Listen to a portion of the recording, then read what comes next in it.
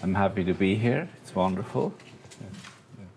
And today I will talk about migration, which is not environmental policy, but social policy for sure. And I'll have a kind of a sweeping approach, and you may want to have reference to this graph right away. And I will talk about migration to Europe and also migration within Europe, and to some extent the two then have parallel and contradictory movements. So first, and you can see in the outline, I will start with the southern and eastern flanks to Europe as a kind of a immediate environment, and then I'll move towards migration towards Europe from that kind of southern and mid-eastern belt. And then I'll talk about migration within Europe, and then migration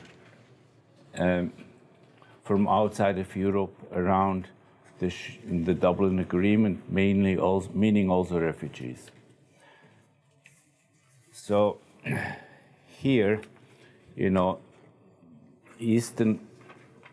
the Middle East and southern North African and sub-Saharan, environments are kind of poor countries, authoritarian countries for the most part, and a population growth of a doubling rate, with a doubling rate of about 30 to 50 years doubling, which is phenomenal pressure, and essentially no relief within these countries, unlike Mexico and Central America, where you have industrialization to some extent as a relief pattern. So we have then also in this area kind of resource wars, I call them, namely various international companies are trying to get the resources from that area mined. For instance, in Mali and in Niger, it's uranium, and the United States and France are extremely engaged in occupying that territory for its uranium, and the Germans help them also fight the wars that are going on there. So it's kind of like, resource wars as a topic, but also with other resource mining. You have displaced populations, you have environmental damage, you have all kinds of issues that are conducive to migration, and migration usually tends to go not just towards Europe, but Europe is a magnet just as much as the United States are a magnet for much of South America still, despite the buffer in terms of industrialization in Mexico and other parts of Central America. Then we can ask the question, how much of the migration, how much migrants have gone to Europe before, let's say, present times. And when you look at the colonial context, you have, of course, the Spanish had occupied areas in Western Africa. The British had in Africa various kind of areas occupied. The Germans not so much. The French very many, etc., etc. So in the colonial context, you had already before from some of these areas that are now pushing towards Europe, had migration into Europe before. That I would call the colonial and slightly post-colonial migration towards Europe, which is sometimes also migration with an administrative colonial pattern. And to some extent, after the war, the reindustrialization, for instance, for the French automobile industry being staffed by cheap labor from Morocco, Algeria, and so forth. But presently, this kind of post-colonial or colonial context migration has been pretty much stopped, and we have new waves now coming into Europe. And the difference also to earlier times is that these are very well organized, so I can call it in a somewhat humorous way, organized tourist-organized migration to Europe. Because, and this is amazingly criminal also, in a sense that they would take money from individual or family migrants, pull all those migrants, family and individual, into groups, move with the groups from Mali, Niger, and from the sub-Saharan area and the Saharan area all the way up north, and then to some extent from other African countries also, but the pressure is really there. And then also from the Near East, speaking, also from war areas, Syria and Iraq, Iraq less, but Syria more, because of obvious reasons. And then they will kind of ship them towards, I call them ports of dispatch, and that is, one is across Gibraltar, one is Libya across Tripolis, around Tripolis, and this kind of area. The other one is Turkey, and Turkey will take the Near East migrants for the most part, and Bulgaria to some extent takes some of the only Near East migrants also, but it's, in terms of numbers, a rather weak entry port. Then we can, of course, talk about, has migration been organized in large groups before? And to some extent, you could say or hypothesize that the US migration out of the 19th century European poverty condition has been very well organized. First, entire cities and towns organized migrants and financed migrants to get them off their social cost bills, welfare for the most part. And then they were organized by travel organizers onto boats, and by boats onto usually the United States, but some went also to Spain, to Argentina or Portugal. So you would say, well, the fact that migration has become an organized enterprise that can be very lucrative is not so new, but the shades of differences, and probably corruption was not, and exploitation, gross exploitation was probably not so evident, and the quality control was better than what is happening on the boats, that they are shipped without proper engines, etc., towards Italy and Sicily, Lampedusa, or towards other destinations in Europe, let's say to Greece or to Turkey. So that's and then we can also take another kind of metaphor, the Great Transformation, and tremendous population growth as articulated by Malthus in the 19th century. At the same time, population growth in sub-Saharan and Saharan Africa, but also in the Near East. It's just tremendous what I see in terms of population figures over and over for the last 30, 40 years. The doubling rate is just phenomenal. And that nobody talks about it. And the wars, tend to be discussed in other terms than population growth and pressures. And migration right now is not being talked about in terms of population growth and pressures coming from these areas. So that's going to Europe. Then we can, begin to talk about the European migration patterns within Europe. These are the European member countries.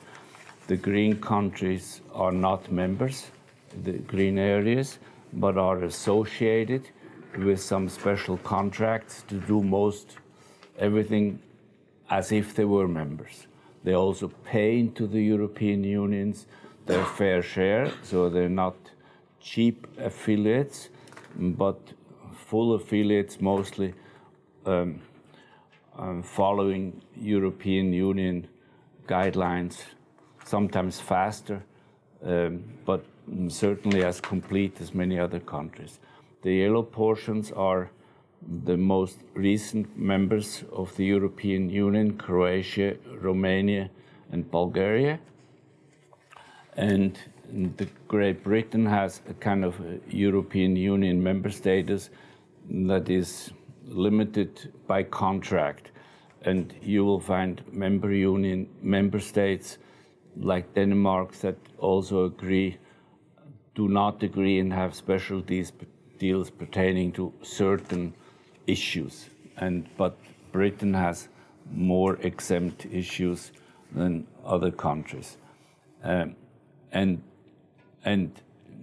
to have a unitary currency like the euro is not a necessary requirement to be a European member. For instance, Denmark and Sweden and Britain have their own currencies and are still all in the European Union as members. So within the blue area, and then by virtue of their coordination also with the green area and the red area in Britain, they all agree, or tend to, for the most part, agree with the Schengen Accord. Schengen says whoever is part within this complex can move wherever they want, can go and labor wherever they want.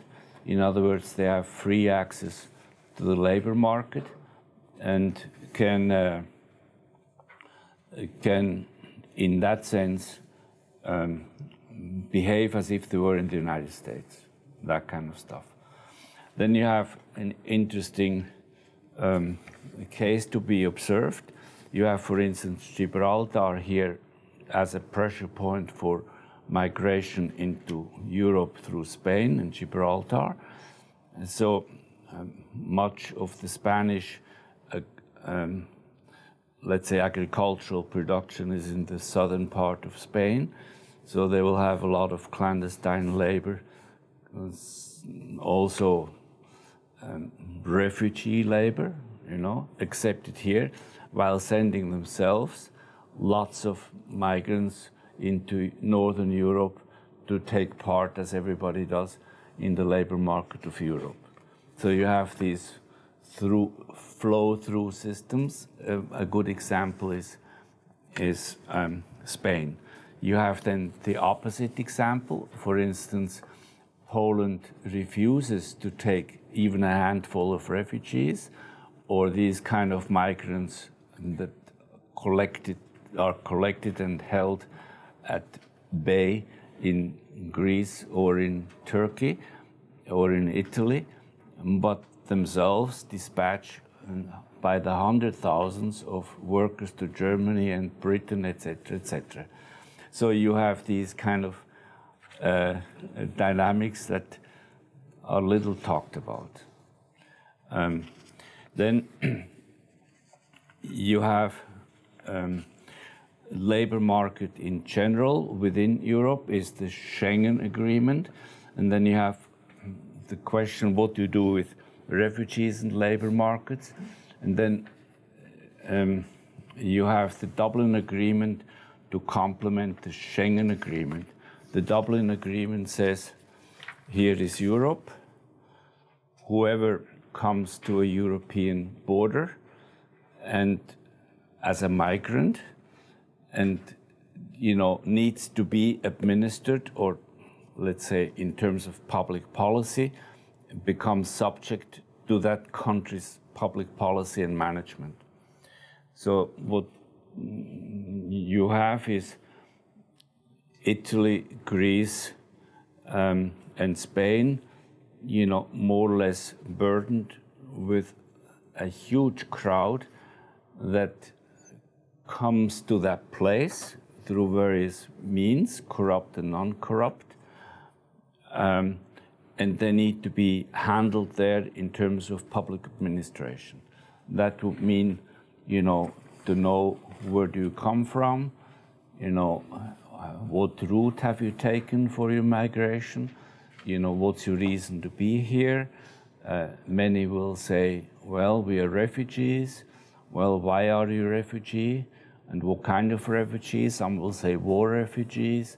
Some will say human rights refugees. So you have these categories, and these administrative bodies then need to handle thousands and hundreds of thousands, you know, in Italy, Greece, etc., etc. And of course, they are unable to do so.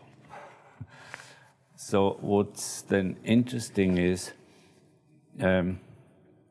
this administrative inability or malpreparedness has also surprised Germany, because in 2015, in no time, within a year's space, you had about 1 million migrants then come through the Balkan route, and they were not stopped in Austria sufficiently, they were not stopped in Slovenia or Croatia sufficiently, so they moved on.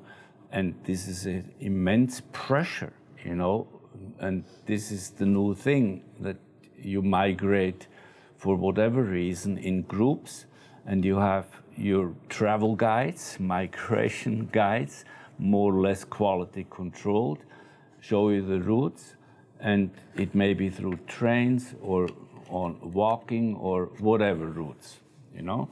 So you have this pressure, and in about a year's time, you had 1 million people at German borders in Berlin, Munich, etc., and particularly southern Germany. And they were administratively, just like the Italians or the Greeks, also inadequately prepared, though the Germans are better known for their bureaucracy and quality of administration than the Greeks and the Italians or the Spanish. So Merkel at that time was confronted with, you know, a handling issue, and she decided to welcome them. So the culture of welcoming migrants was then kind of coined as a term. Now that term no longer exists because of political movements against that kind of behavior. And in any case, it was more like a try to cope, a way to cope. And in any case, they would have to administer, even with a welcome culture, all the migrants anyway, just for reasons of public administration, and sort them out. So the Germans were, to some extent, in southern Germany, they were resorting to Swiss knowledge of how to manage and administer the migrants, so that you have Swiss companies, or let's say outsourced units or NGOs to some extent, setting up administration capacity in southern Germany. And it still is very difficult, you know. And then if you cannot quickly handle the refugees in terms of administrative practice, you have them there. That's the first thing. They need to be fed. They need to be supplied with cash. They need to be, etc., treated according to human rights refugee standards. And ultimately also, you need to guarantee in one way or another social integration, because part of the refugee UN codes and standards are that you cannot just imprison them and feed them and clothe them, and you have to allow them to take part in social interaction and become integrated sufficiently. So what's kind of interesting is that, of course, the emphasis right now has shifted towards kind of imprisonment of migrants, be they refugee certified or with a refugee temporary status, which means not necessarily certified, or the migrants that are claiming they are refugees but are really not and cannot claim it. But anyway, you have this pressure then go into the informal economy of Italy, of Greece, of Spain. And the informal economy is then at the same time, you know, a way to make a living, often in extreme poverty, but at the same time, a way to have some income and social integration. Greece has maybe about 40% of the economy or 45% of the economy, informal economy anyway. Italy has about 30%. Spain has about 40% of the economy informal. So this is kind of an administrative comfort route or bypass to having the loads reduced by allowing them to go into the informal economy. Of course, they are then being controlled on the way or in the informal economy, but that becomes a nightmare. Once they are in there, they have all kinds of techniques to escape, let's say, labor market control or whatever have you. And the authorities know it very well.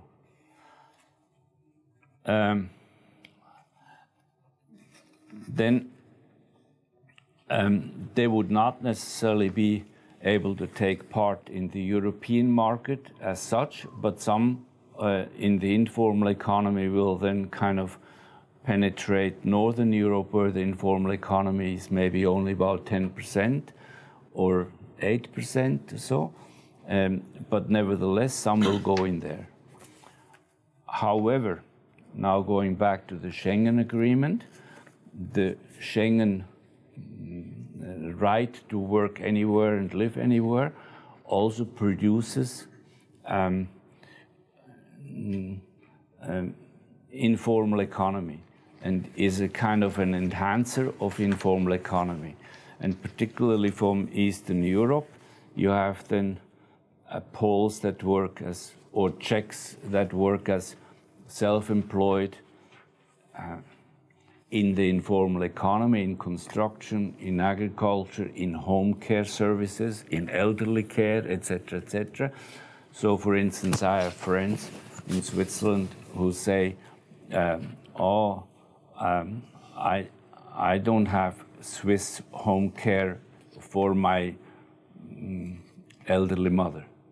I have a Hungarian network that I plug into, and then every month a new one comes on a tourist visa, and all that is informal economy. But I'm more, and this is a professor of sociology, but all that is much more helpful and satisfying and customized than if I went through an organization to provide the same kind of labor from Eastern Europe, and these organizations have become more numerous. So you can go the formal route through organizational mediation, or the informal route, and whether or not all of the formal route is then part of the informal economy or the formal economy is not clear either. So there's not enough studies there, but the informal dimension is clear. So within Europe, you have this migration enhance the informal economy. You have also this Schengen type migration undermine labor market agreements, because then you have huge projects, for instance, and the Polish companies will be in Berlin in construction as in niches of these huge projects, and they say, we are company A, and we have hired all our employees in Poland, and we have a Polish labor contract with them, but we work now in Berlin on this project, and in a very formal way.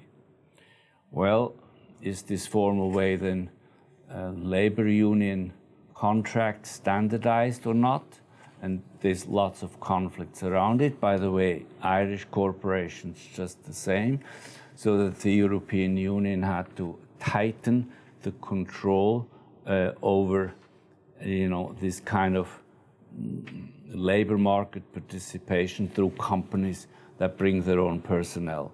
But most of the control is then still done in Germany, wherever that happens. And then you have the informal economy, where there's kind of almost no control in terms of conditions of work, to the formal economy, where they may not adhere to the minimum wage law. And Germany just has had since about a year ago a minimum wage law that is tight enough.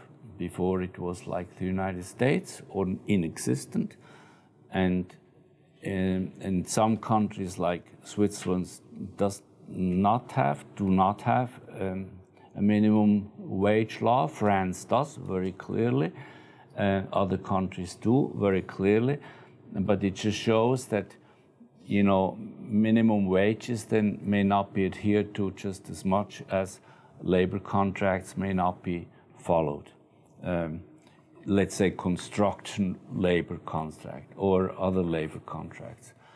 Usually agriculture doesn't have labor contracts, so agriculture and the, let's say, restaurant business sector and the entire food sector, maybe not Nestle, but much of the food retailing sector is then very vulnerable to all kinds of abuses.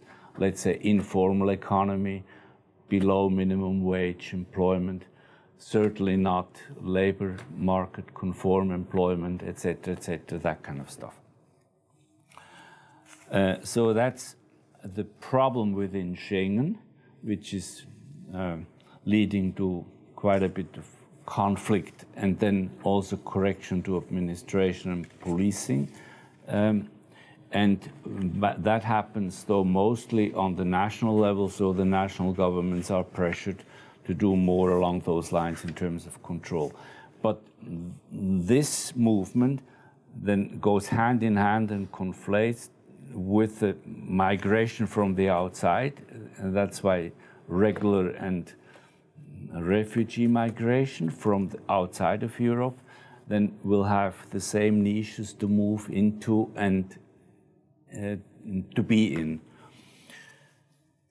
So you have, do we have any questions here to the frame, just quickly? Yeah?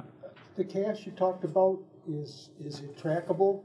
Isn't there a reason to have cash that's handed out in card form or electronic form so you can track how it's used? It's not done that way, but it has been discussed.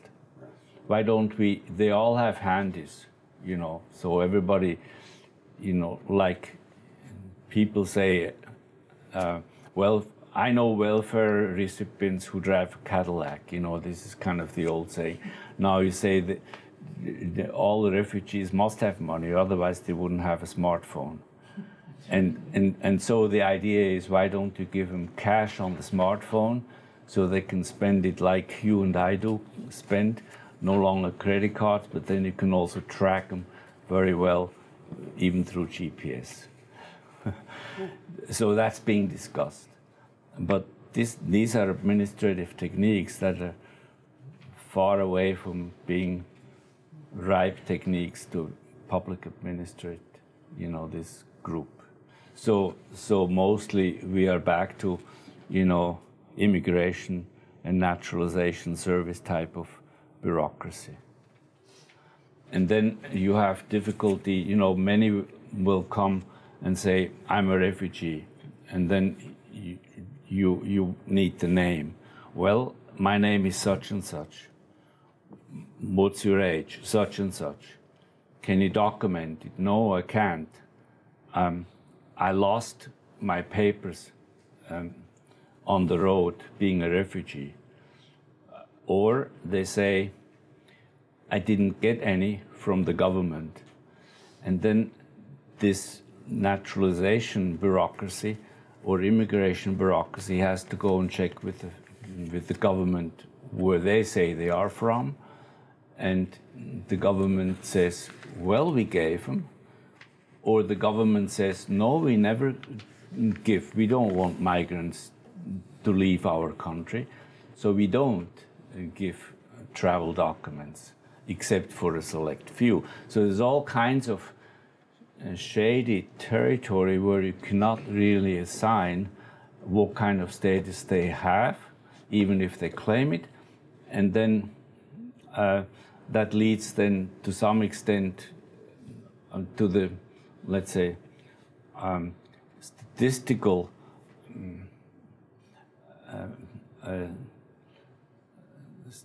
formulation that 80% of all migrants that claim are not refugees. But that's in the public administration almost like a fuzzy experience, you know, quota. But clear is that true refugees or half-true refugees are not very many.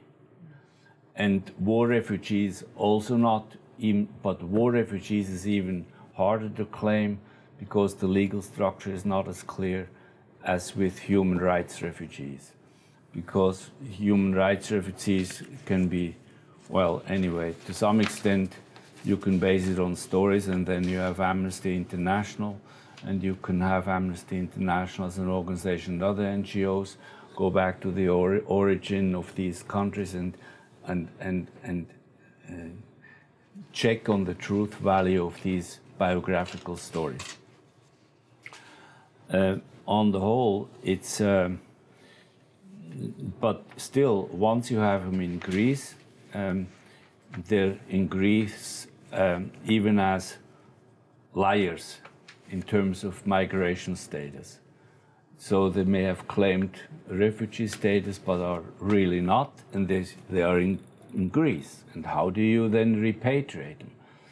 So you have this entire repatriation problematic, huge numbers of people that are at your doors, and you cannot send them home.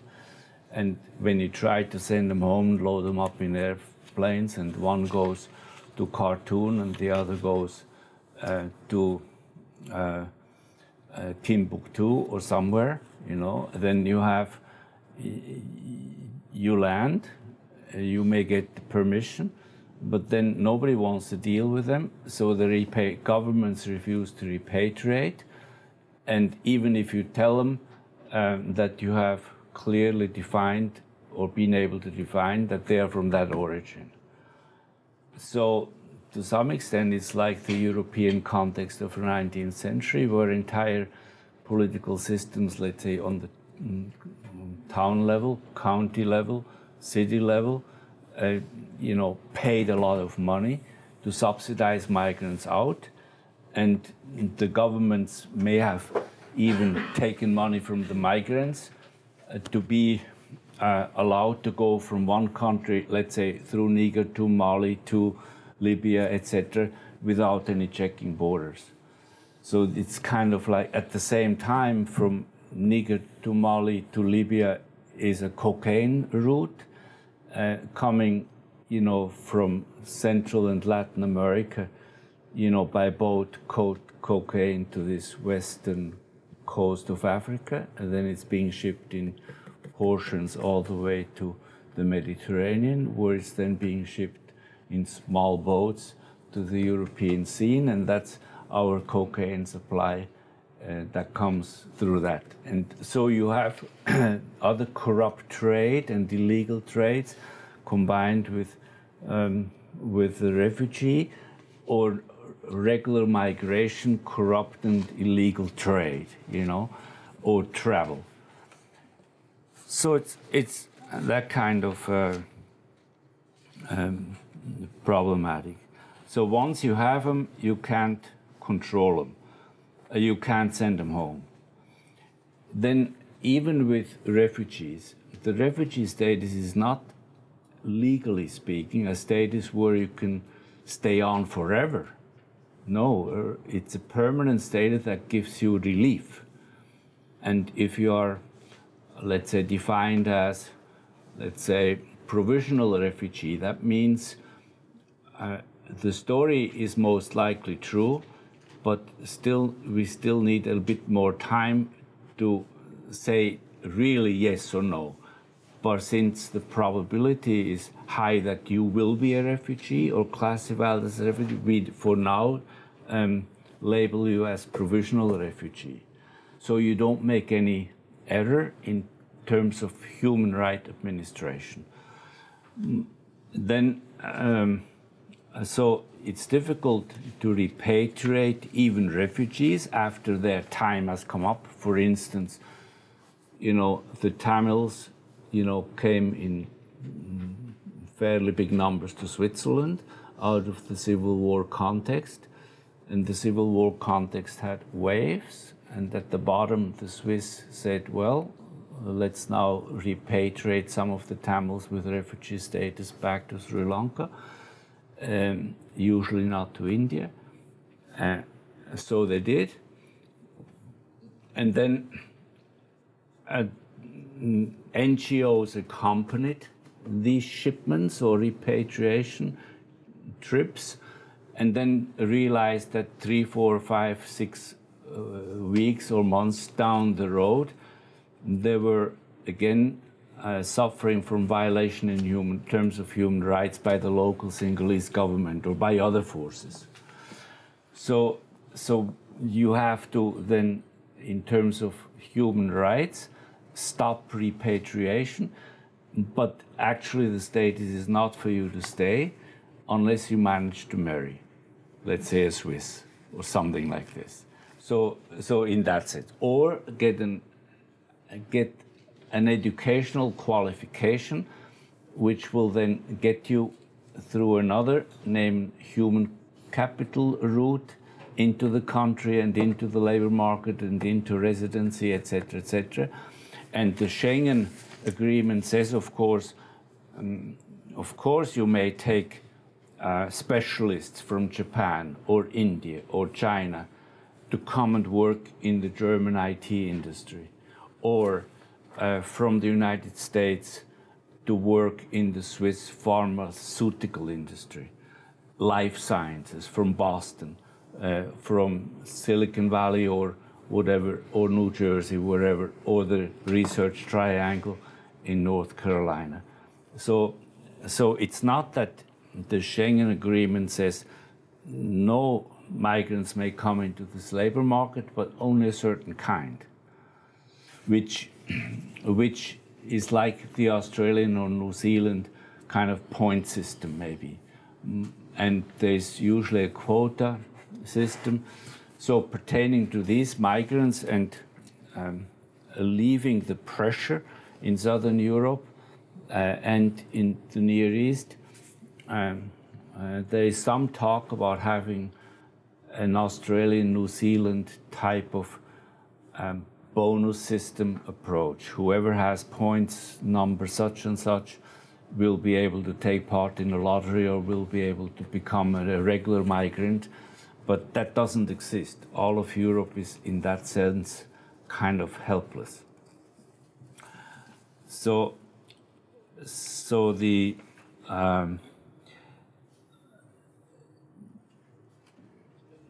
we lack essentially techniques to deal with large number of migrants, and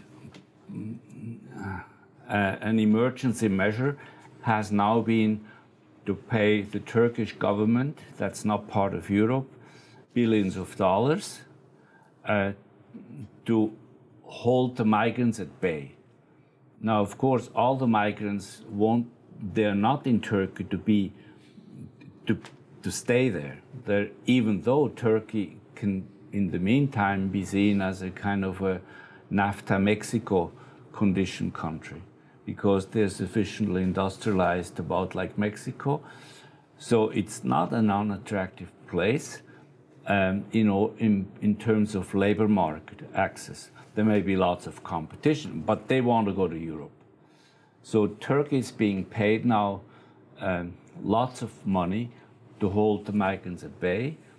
They have moved now to do the same with the various war-factioned governmental groups or non-governmental groups in Libya. And they have done the same for the Moroccan regime to hold them at bay at Gibraltar, which raises the new issue and observation that various people now take a detour, come over the Black Sea, and come to Bulgaria and Romania. So there's essentially some relief, but not enough, and certainly not the permanent solution. And in that sense, the Canadians and the United States and the Australians have a long tradition in having open doors that are very limited for migrants, usually not the human rights migrants, but the general labor market migrants, which are for the most part those that show up in Greece and are now in Italy. In terms of, immigration lottery or point systems or whatever have you. Dr. Waldman, would you mind if we open up the floor to some questions and comments? We have about 15 minutes. Yes, thank you for reminding me. Let me see what I have here quickly. Repatriating groups.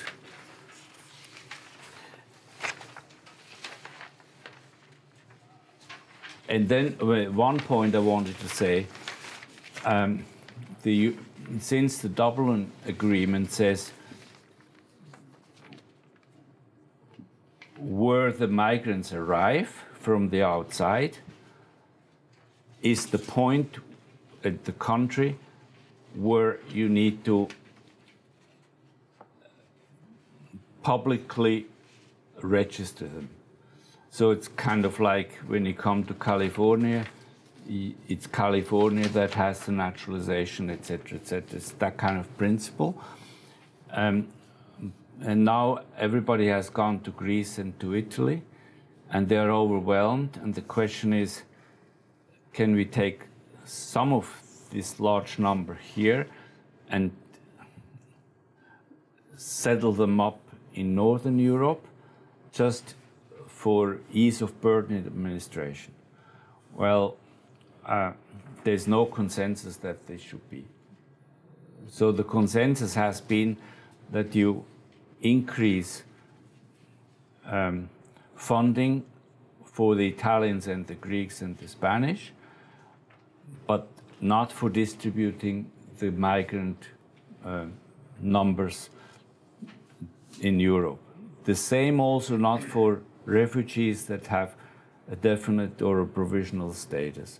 So that's very much in dispute, and there's no consensus, but there is now talk about taking time to review the Dublin Agreement and to come up with a new kind of definition and consensus, on administrating these migrant groups. Now let's go to questions. Mm-hmm. So let me make, I might be missing a point here. So you've got millions of people, or hundreds of thousands at least, coming into these three major states of Spain, Greece. Right. Most of whom are probably migrants, not refugees. Right. And the countries don't particularly want lots of migrants because they have specialized ways of getting them, from California, New Jersey, etc. Right, the highly educated. Right, those are the migrants that the laws would.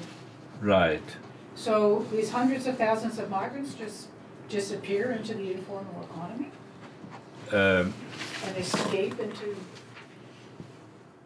Northern Europe? Well, not all do, but a significant number does. Yeah. So what happens Right. to the rest? They somehow. They stay in Greek islands. That's like a lot of people, right? This is like what the Australians do.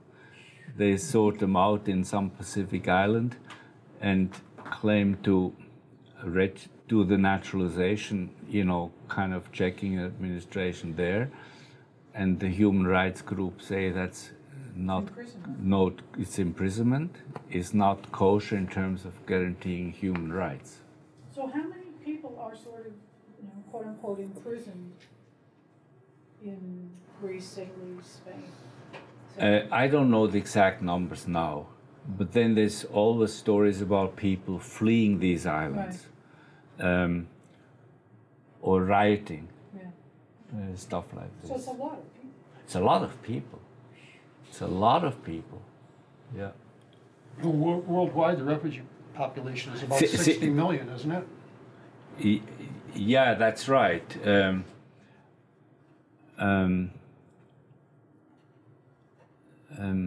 Well, that depends how you count them. Yeah, and I'm not sure. Yeah, right. maybe So in Syria, you have about 20 million refugees, war refugees in camps. Right. So it's huge, and this. Yes, that's and part of the relief is from more funds from Brussels, from Europe, so that comfort can be increased for being in a stationary situation. It doesn't do anything. Wow. So, what was the fiscal impact brought by the refugees to the EU governments, EU country governments? The first part I didn't understand. So, how much it costs the Oh, I see. the countries? Yeah, the fiscal impact. Fiscal impact. Yeah. Well, in the context of European funding to Italy and Greece and Spain, it's a general budget from Europe. So, and I don't know how that would then divide up into contributions from Germany and from France and from northern Italy or whatever. So I don't know. I don't have the figures in that sense. I'm not sure you can even get them. I have never seen them either. But I have not spent lots of hours looking for them either. So what's the future? This is really a mess. It's a mess. It's a mess. And then, you know, in addition, the European Charter of Human Rights is much more demanding than the UN Charter of Human Rights. And the standards are higher than the US practice in human rights. But with this mess, you know, and then furthermore, you know, I mean, in terms of human rights, refugees or temporary refugees, status people, have a right to social integration. So Germany accumulated within a year 1 million people in 2015 as migrants. Now, they are 2 years into the naturalization administration process, and they are not done. And in Switzerland, over the years, we have had more experience than Germany in terms of receiving refugee claim populations or refugee populations. And now we manage within 6 months about to come up with the first status.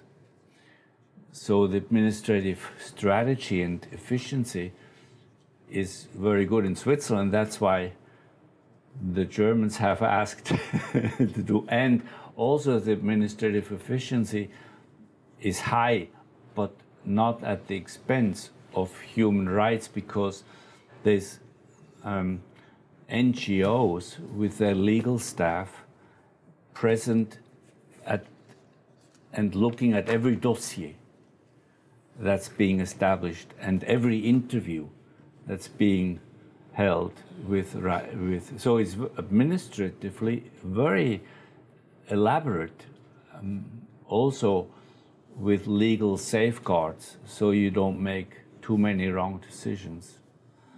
But within a year, to have at the German border 1 million people is a lot if you have not had any experience before dealing with large crowds in terms of naturalization. So what percentage of Or these immigration. million will probably wind up being refugees? About 10 to 20%, generously speak, in a generous So then you've measure. got the rest of them sitting there? Still have them there. It's incredible. Right, right. And you have no, essentially, you know, a New Zealand or American or Canadian or, you know, Australian point system. But then when the Germans had this 1 million people at their door, you know, some were doctors from, or engineers from Syria or Iraq, and then they suddenly said, well, you should be able to use that human capital. And that's like a balloon. It just doesn't work. You know, they may be working as minor medical whatever or engineer personnel, but they're not socialized into it in terms of language. So Germany has started now a big social integration drive through language, through all kinds of other techniques. And that's right. Well, unfortunately, one response is ethno-nationalism, which of course aggravates the situation terribly. But I was just trying to think of the countries in the world where their population is decreasing, and in some ways they could use, you know, Russian population is falling. The Japanese say that, you know, they got problems about next generation, and there are, but nobody apparently wants to go there. So, and they probably would not be welcomed, even though they could use the labor.